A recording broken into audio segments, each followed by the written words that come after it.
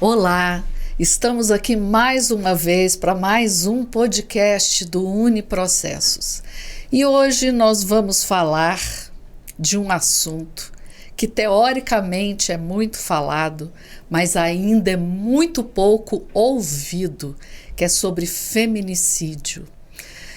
O Brasil, em números absolutos, é o 7º no ranking dos países que mais matam mulheres por serem mulheres.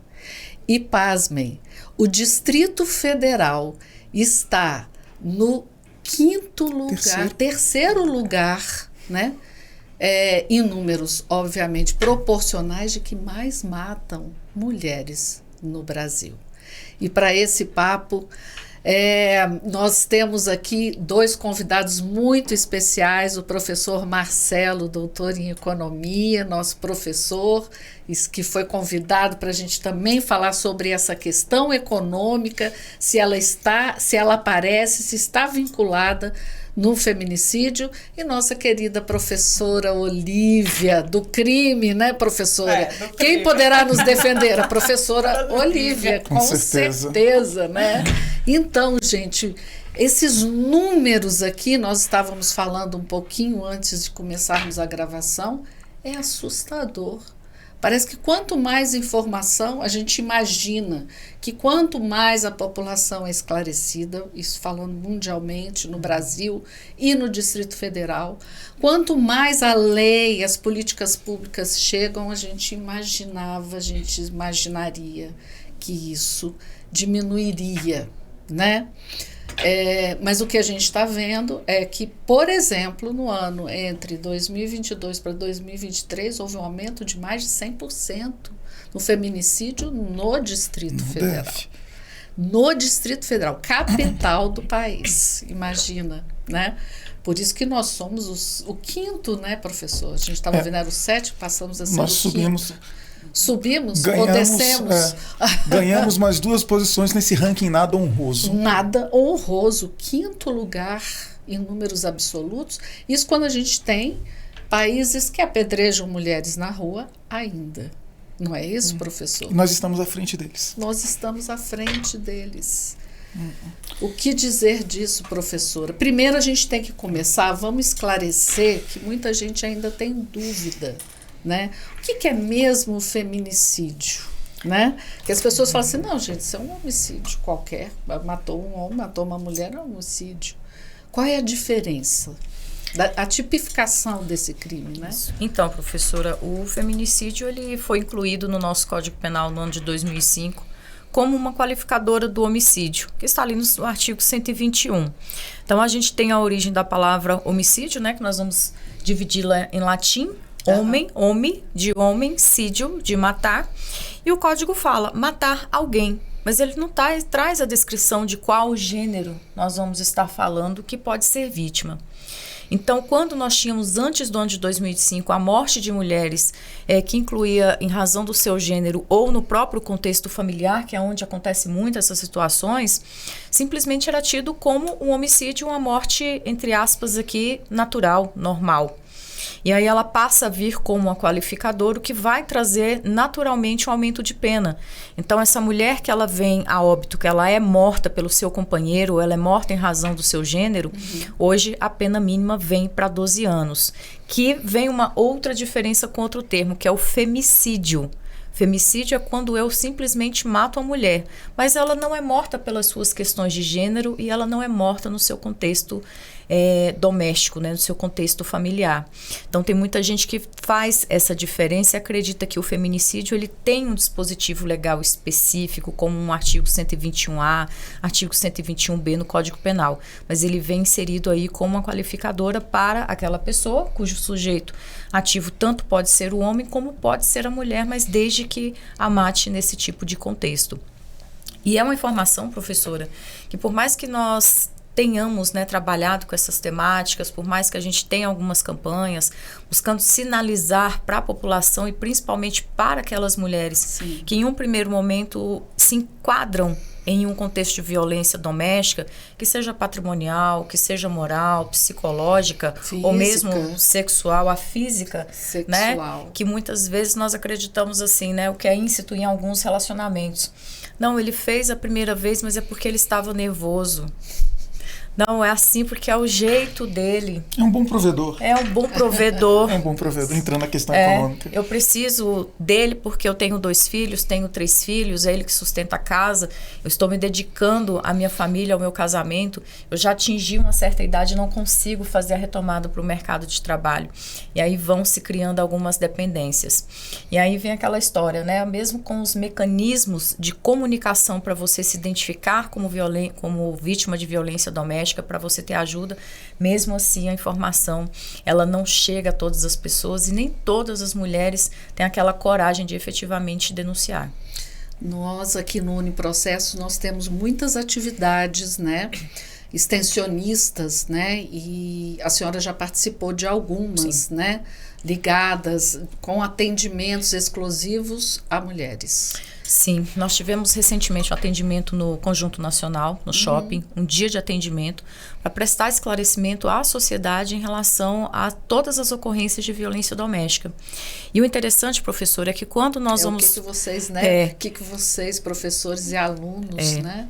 E é interessante que quando a gente se disponibiliza para fazer essa abordagem, fazer o atendimento, no começo é tudo muito tímido. As pessoas têm medo de buscar informação. E a pergunta sempre ela é muito genérica ou às vezes ela é direcionada àquela questão. A minha eu conheço a minha prima, a minha vizinha. Sempre dessa forma. Tem essa questão também da mulher, né? A vergonha, o medo, o preconceito. O constrangimento de ter que aceitar, admitir que foi agredida e... Né, pelo afinal, marido. por que você continua com ele já que você foi agredida? É uma questão muito peculiar até, né? Porque no Distrito Federal, onde a renda per capita, né, professor? É a mais alta do país. É a mais alta do país e aí nós incluímos das mulheres. Na verdade, quando a gente está falando, antes de chegar no feminicídio de forma direta, nós temos dados oficiais do IBGE que indicam que a cada 10 mulheres, 3 admitem ter sofrido violência doméstica. Então, 1/3 das mulheres, né, no Brasil admitem ter sofrido violência doméstica.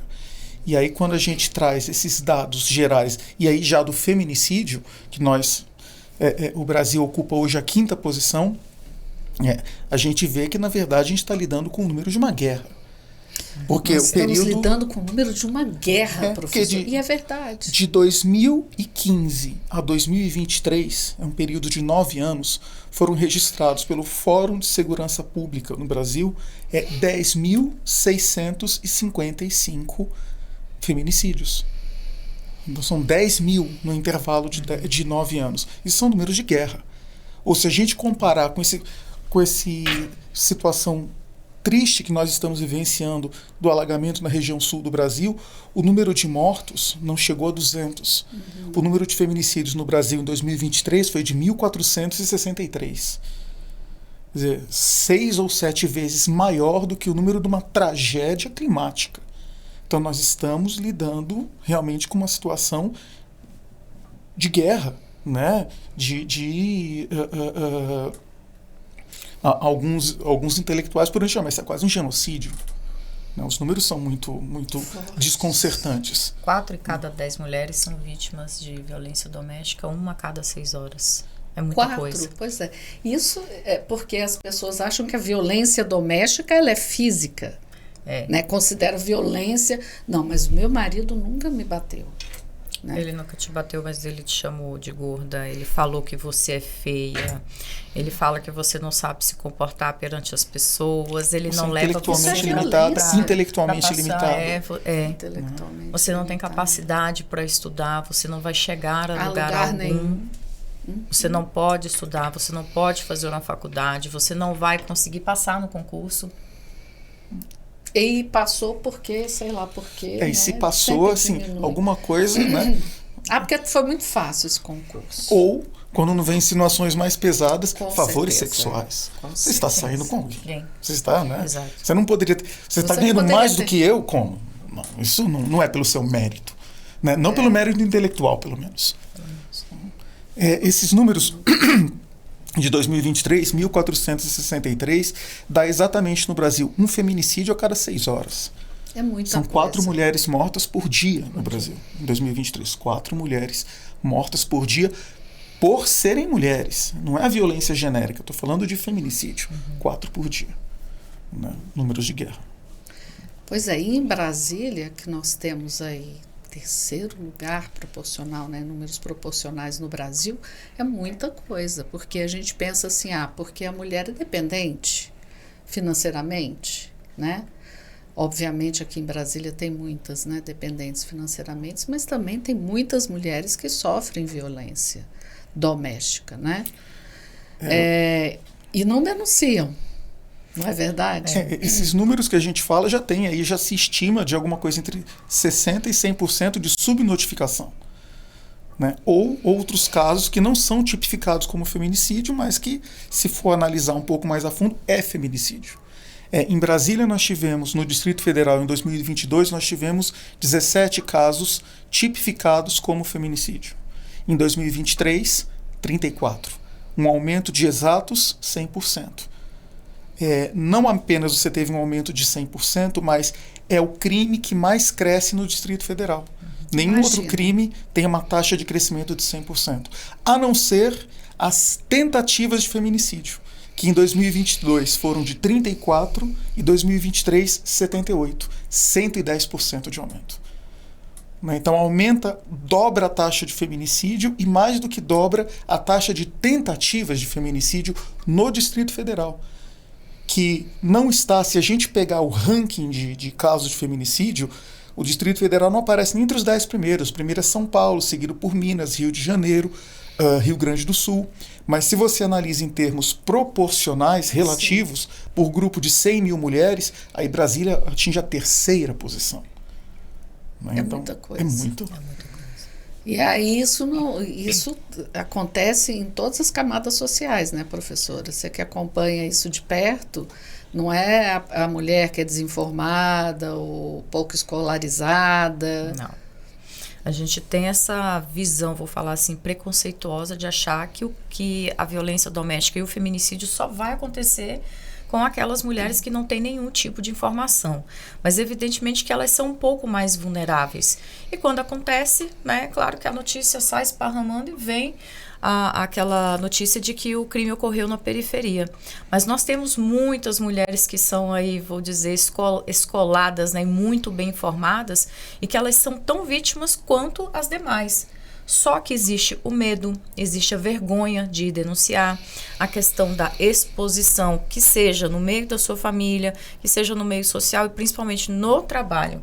E que hoje nós temos na nossa legislação a possibilidade de afastamento dessa mulher vítima de violência doméstica, para não chegarmos a um ponto tão cruel como o feminicídio, para que ela se afaste do trabalho, equiparando aí o benefício previdenciário, né, para que ela possa conseguir ali meio que colocar a sua vida em dias. Mas mesmo assim, chegar numa delegacia para falar, então, eu vim aqui para denunciar uma violência doméstica, aí vem as primeiras perguntas. Primeiro, qual é o seu CPF? Porque aí já puxa toda a tua informação. Vem o seu nome e aí qual que é o seu grau de escolaridade, qual é a sua profissão? É onde que ela fala, então, como é que eu vou expor, por exemplo, que eu sou uma advogada, que eu sou uma professora, que eu sou uma médica, que eu sou uma dentista, que eu sou uma policial, que a gente tem caso, né, nesse sentido, em Brasília, nesse sentido. E que quando pipoca o assunto, né, a pessoa fala assim, nossa, mas como que ela pode ser vítima desse crime?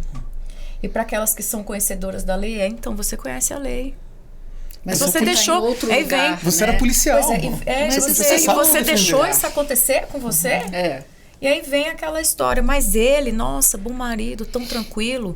E vem outras nuances que antecedem o feminicídio, que às vezes não são tão perceptíveis, que é o isolamento social, onde ele já não sai com ela e também não deixa ela ter contato com os amigos, não deixa ter contato com a família. E aí isso cria um campo favorável para ele, conseguir praticar esse crime sem que haja muitas interrupções, e quando ele realmente quer atingir o objetivo dele, ele vai lá e faz sem nenhum tipo de obstáculo. Aqueles que já não encontram, né, ou que tem algum obstáculo, ainda têm a coragem de ceifar a vida dessas mulheres na frente dos próprios filhos, de crianças, e da bandeira mais cruel, que seja por esfaqueamento, que seja com disparo de arma de fogo, e ali cria um trauma para aquela criança ali para a vida toda. É um reflexo indelével, muito negativo. Né? Indelével. O Fórum Brasileiro de Segurança Pública tem dados sobre feminicídio no Brasil, e também tem um grupo, na verdade existem vários, mas tem um grupo muito ativo nessa questão do feminicídio, que é o Monitor de Feminicídios no Brasil, que é coordenado na Universidade Estadual de Londrina, a UEL. E aí eles meio que conseguiram traçar o perfil das vítimas de feminicídio no Brasil. Então alguns dados chamam a atenção. 73% são mulheres de 18 a 44 anos.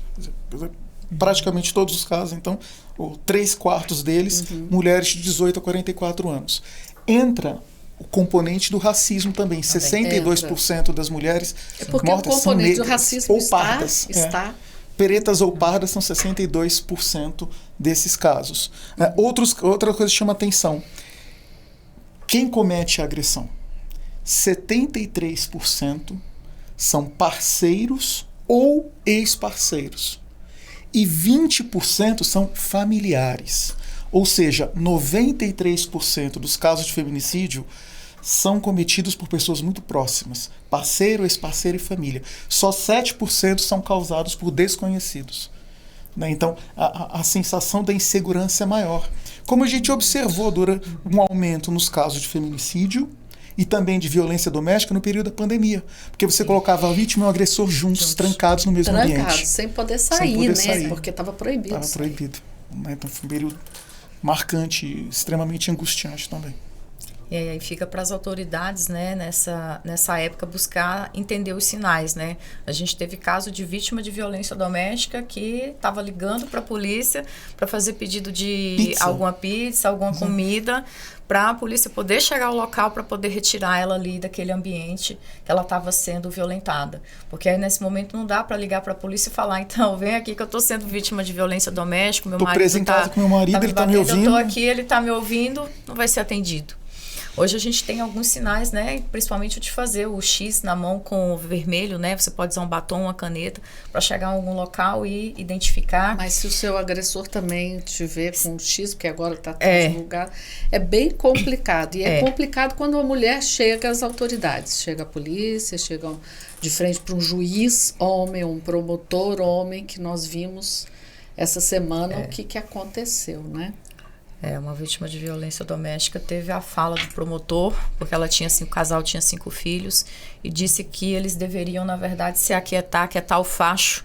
Ela tinha que aquietar o facho e voltar com o marido. Voltar com ele para poder cuidar dos filhos. Para o agressor, né? Um promotor falando, você tem que aquietar o facho, voltar para o seu agressor. Não foram essas palavras, mas é isso. O espírito é esse. É esse. Né? E no próprio atendimento que nós fazemos, professora, tem pessoas que relatam, olha, eu já fui na delegacia uma vez, mas eu fui mal atendida, falaram que não era nada, riram de mim, eu voltei, então eu vou continuar vítima de violência doméstica porque a polícia não vai fazer nada, o poder judiciário não vai fazer nada, eu estou buscando ajuda, eu estou buscando socorro e ninguém me atende, ninguém me escuta. Vítima de violência sexual. Eu falei, eu fui estuprada pelo meu marido. Mas como você pode ser estuprado pelo seu marido? Ele é o seu marido. Então não tem como você ter obrigação. Né? Então, tem esse entendimento. A pessoa não volta. A pessoa fala, vou chegar ali, né? Vai ser ridicularizada. É uma questão muito complicada, que é a figura do estupro marital. Né, professores, que nós não temos aí uma tipificação no Código Penal com a escrita, estupro marital, mas ele acontece muito mais do que a gente possa imaginar. Muito mais. Então, existem mulheres que são estupradas pelos seus companheiros, né, pelos seus parceiros, por exemplo, no período aí puerperal, que ganham o seu neném, estão com o corpo aí em recuperação, e ele quer manter a atividade sexual dele, mas ele não entende que ela está em recuperação. Então, tem mulheres que mal chegam ali do hospital da maternidade e são violentadas sexualmente, das piores maneiras possíveis. Ele não se importa se ela ainda está sangrando, se ela está se recuperando, se ela está com pontos de cesariano, ou mesmo do parto normal, ele não quer saber. Ou às vezes até se convalescendo de alguma doença, de algum outro tipo de cirurgia, ele simplesmente não importa. Ou é aquele dia também que a gente não está tão disposto, que você está cansada, e ali ele acaba forçando você à prática de ato sexual. Então, nós somos casados, claro que isso entra, entre aspas, como uma das questões aí, né, naturais do casamento, né? Como eu costumo falar, fazer o amor. Fazer amor é gostoso, mas você manter relação sexual em um momento que você não quer, ainda que seja com a pessoa que você gosta, que você divide a sua vida, né, os seus projetos e sonha passar ali a sua velhice com ela, é muito complicado. Mesmo assim, a gente pode dizer não. Mesmo né? assim, nós temos o direito de dizer não. E chega na delegacia para falar algo assim, vem, então, você tem prova? Que isso aconteceu? Ou então é aquela coisa... Na mulher na rua é estuprado. Nossa, mas você estava com esse decote? Você estava com essa Com saia. essa saia. Olha o horário que você saiu. Olha o você horário. estava querendo, você estava provocando. A culpa é... Teve na época que a Dilma era presidente, foi um estudo que causou extrema surpresa e consternação feito pelo IPEA sobre exatamente essa questão da violência sexual e tal. Uma das questões que foram colocadas ali era a mulher que sai à rua de uma maneira um pouco mais exposta, decote, roupa justa, ela corre maior risco de ser abordada de forma inoportuna. Me parece muito razoável responder que sim, corre. Né? Não deveria ser assim, mas é assim como as coisas são. E deu cerca de 85%, falou sim, corre mais risco. O que causou mais espécie foi dizer a pergunta seguinte, que era: as mulheres que saem assim merecem ser importunadas? Meu pai. E aí 70% respondeu que sim.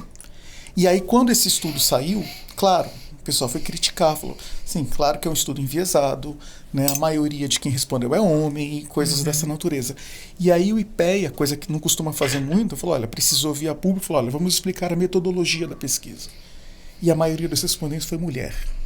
Então foi mulher dizendo, a mulher que sai com decote, com roupa justa, assim, merece ser importunada. Quer dizer, é uma questão cultural também, né? Passa por todos, né? Por toda a sociedade.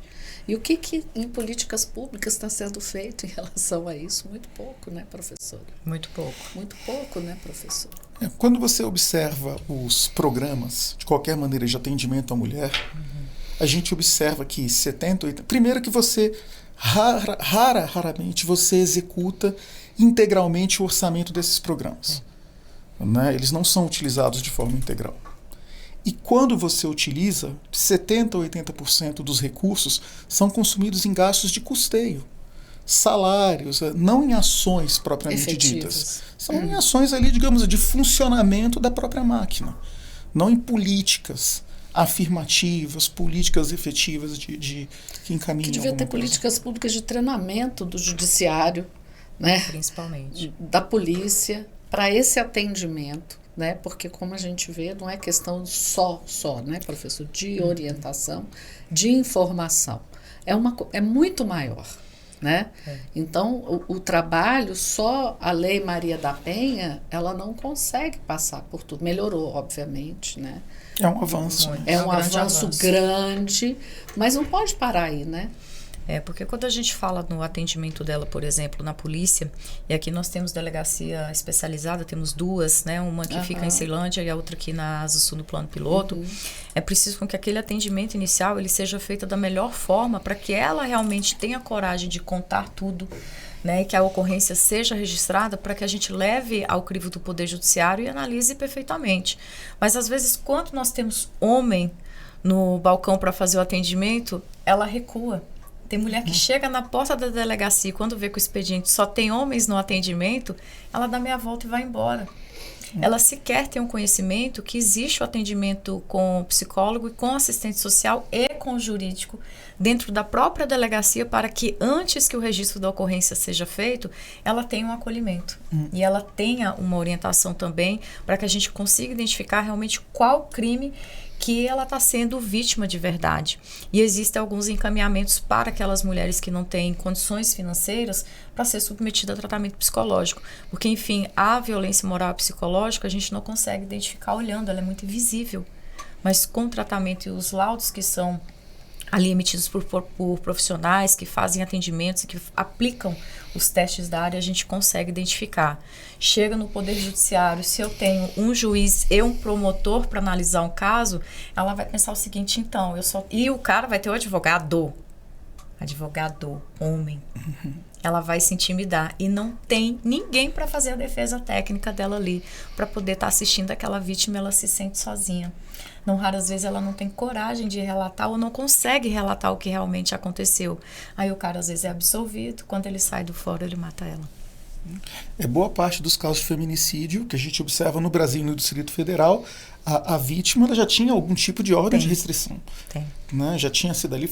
E muitas vezes, olha, a família, né, quando ocorre a família, falou, olha, ela já tinha um mandato, ela já tinha ligado ao delegado nos últimos dias explicando que o sujeito estava se aproximando e nada foi feito. Nada foi feito. E isso que você estava falando, Olivia, que o Distrito Federal é a unidade da federação com maior percentual de pessoas com nível superior completo ou que estão cursando o nível superior.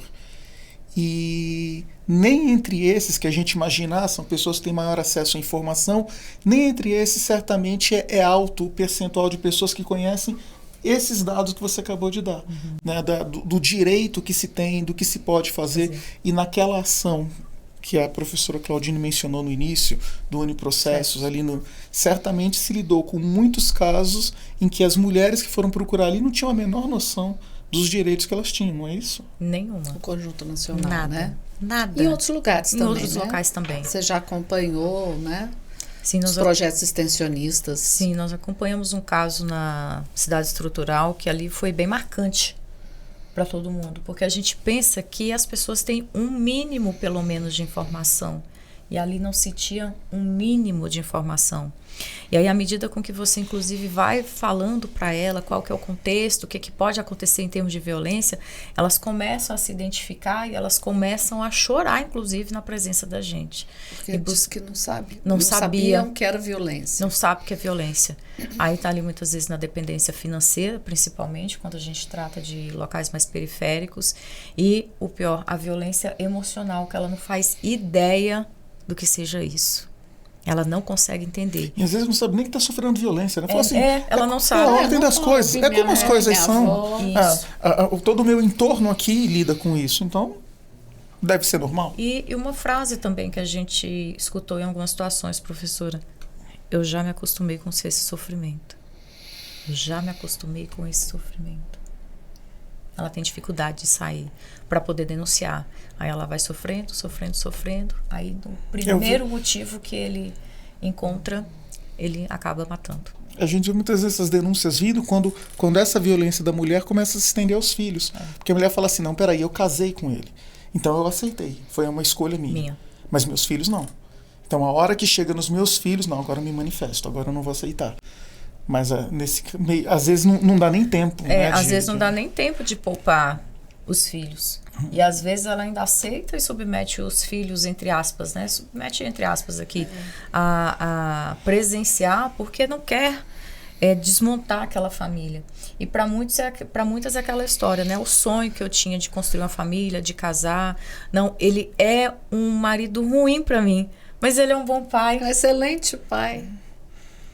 Eu não quero que os meus filhos às vezes na comunidade, às vezes na comunidade ele é tido como um bom homem, da igreja, enfim, todo mundo conhece, e aí também eu vou expor a minha família a tudo isso, né? Aí começa a haver uma pressão até de quem ali é próximo, mas você tem certeza que é o caso, que é, né? Às vezes uma boa conversa, algum tipo de pressão, né? É uma questão cultural grande, né? Cultural, e aí a gente engloba também a religião, né, professor? Engloba.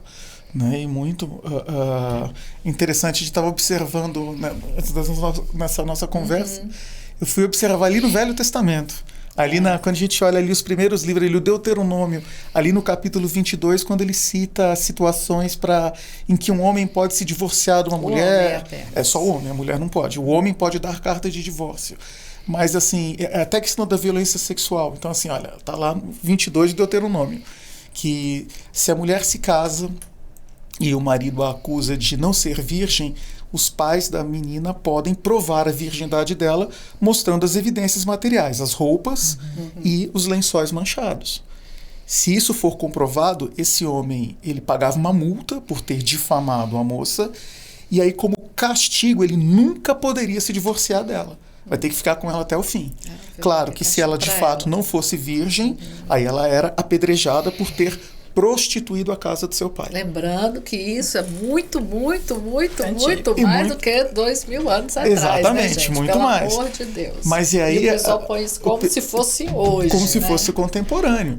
E ainda, quando vai se destacar da mulher, a mulher que já está comprometida ou casada, se ela for estuprada na cidade, ela deve ser morta junto com o estuprador, porque para ser estuprada na cidade, ela não gritou o suficiente.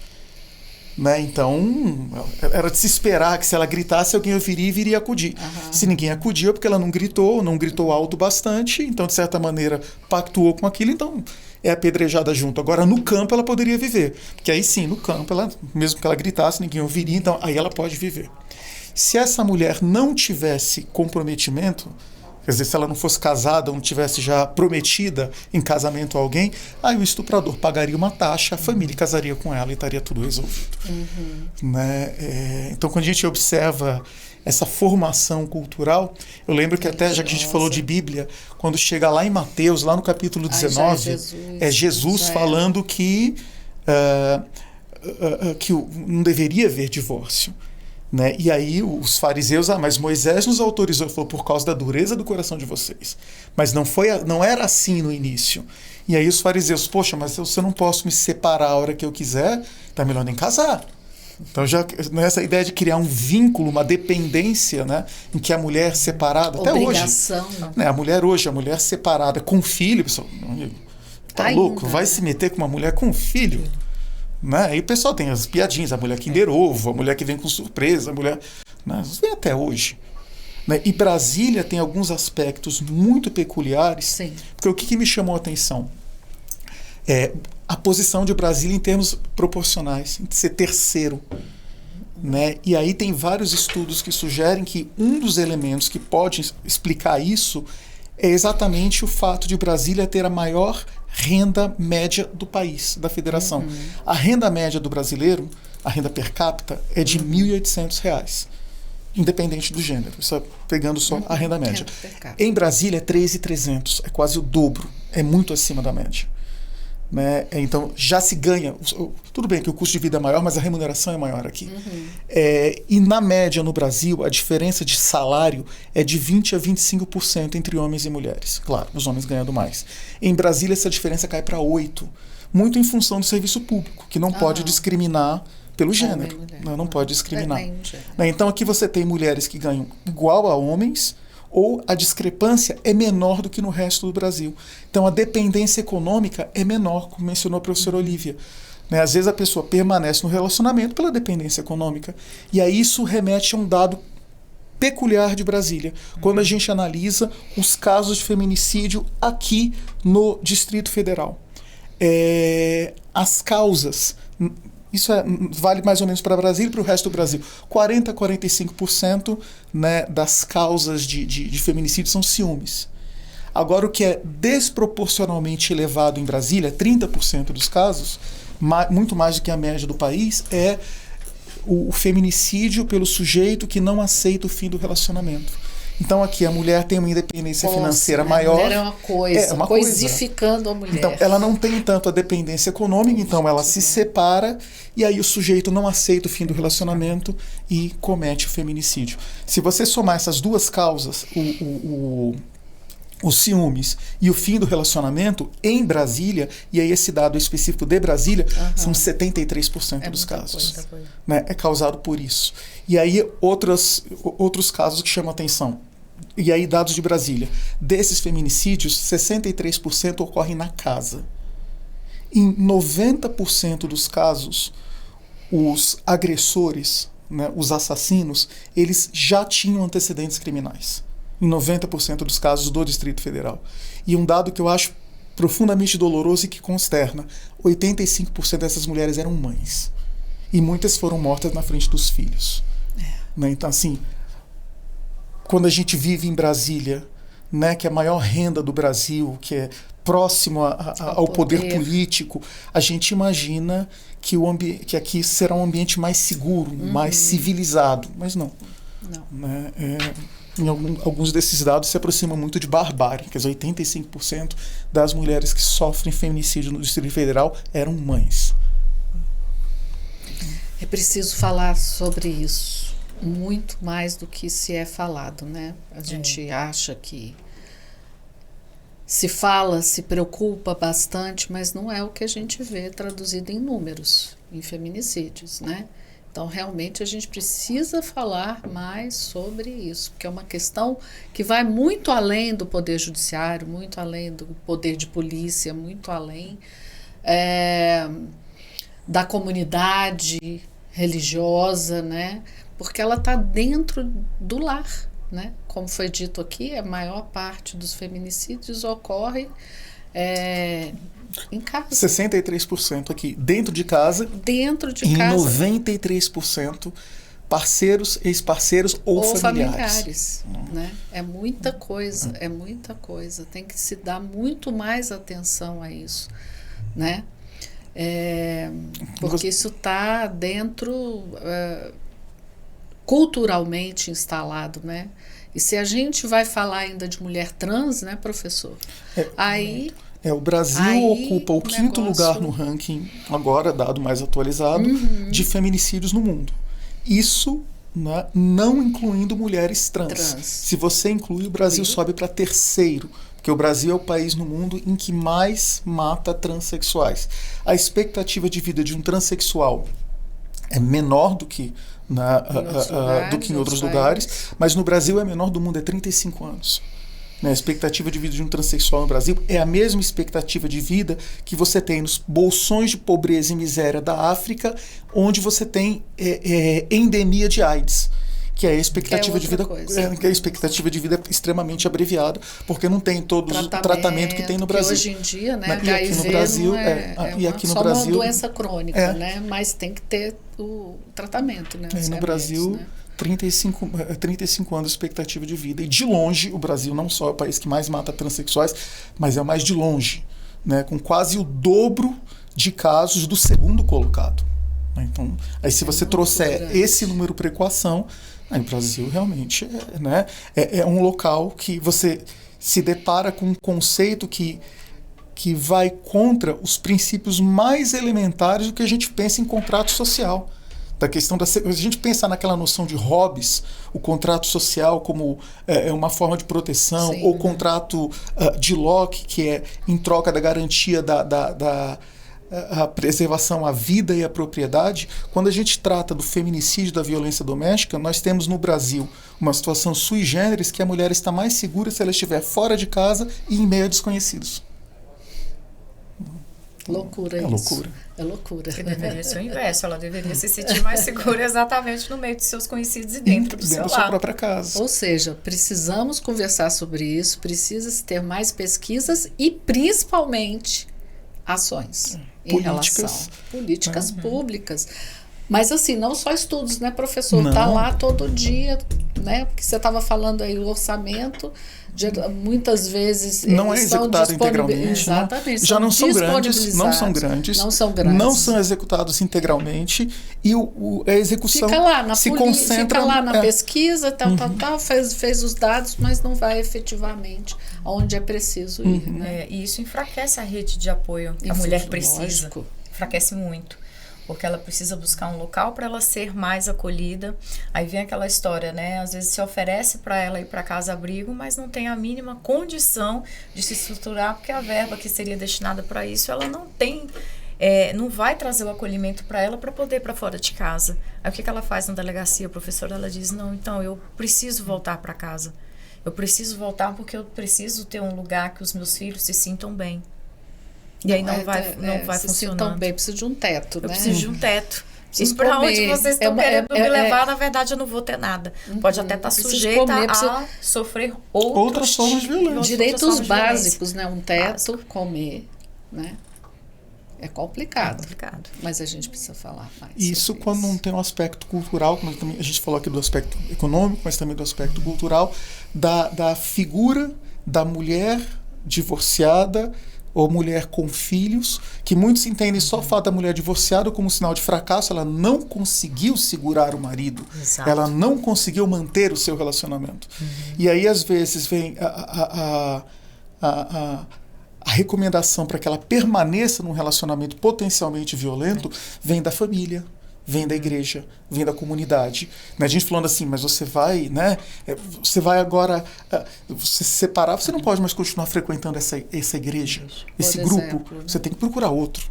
Ou um trauma que a gente verifica em mulheres vítimas de violência que se divorciam, no momento em que a gente se divorcia, boa parte dos nossos amigos, eles se alinham ao homem. Né? Porque os maridos, digamos assim, falou assim, eu não quero que você fique andando com aquela mulher que ela se separou, ela vai ficar te dando ideias. E muitas vezes as mulheres, eu não quero que você fique andando com aquela mulher, porque ela não tem mais marido, ela vai roubar o meu. Né? Então, assim, ela sofre discriminação em todos os lados. Né? Difícil, e às vezes até né, na escola, né? As crianças na escola, a sua mãe é separada, os seus pais são separados. Ainda existe isso. Ainda existe isso. E por isso a gente precisa conversar mais sobre isso. Né? É conversar, é informar, é conscientizar. Educar. Professores, nossa, meu Deus, a gente conversou bastante, mas nosso tempo está acabando, está muito bom e é preciso conversar, é preciso ter esse momento e divulgar cada vez mais, porque as pessoas só veem lá, o feminicídio é o final. Mas o que a gente pode fazer, né, nesse meio aqui para evitar isso? E a gente precisa conversar mais sobre isso. Muito obrigada, professor Marcelo. Muito obrigada, professora Olívia. Muito obrigada. E é isso, gente. Nós estamos terminando mais um podcast. É preciso falar sobre feminicídio, mas é preciso principalmente falar como é que chega, o que acontece. Nós precisamos falar para ver se nós podemos ter, né, se as autoridades nos escutam e colocam mais em prática políticas públicas, do início ao fim, né? Porque o feminicídio, ele não é só um crime, ele é toda uma questão social, cultural, da nossa sociedade, e a gente não estamos falando só do Brasil, mas como no mundo todo. Porque uma lei como a Lei Maria da Penha, que é a grande referência, ela é uma lei de reparação de danos. Depois que a coisa foi feita, a gente precisa de políticas ex ante, para que impeçam que chegue nesse momento. Exatamente. E é isso, gente. Então, nós estamos aqui chegando no fim. Lembrando, você que gostou do nosso podcast, dê um like. Lembrando que nós estamos em todas as plataformas de áudios, e além do YouTube. Até já, até o próximo.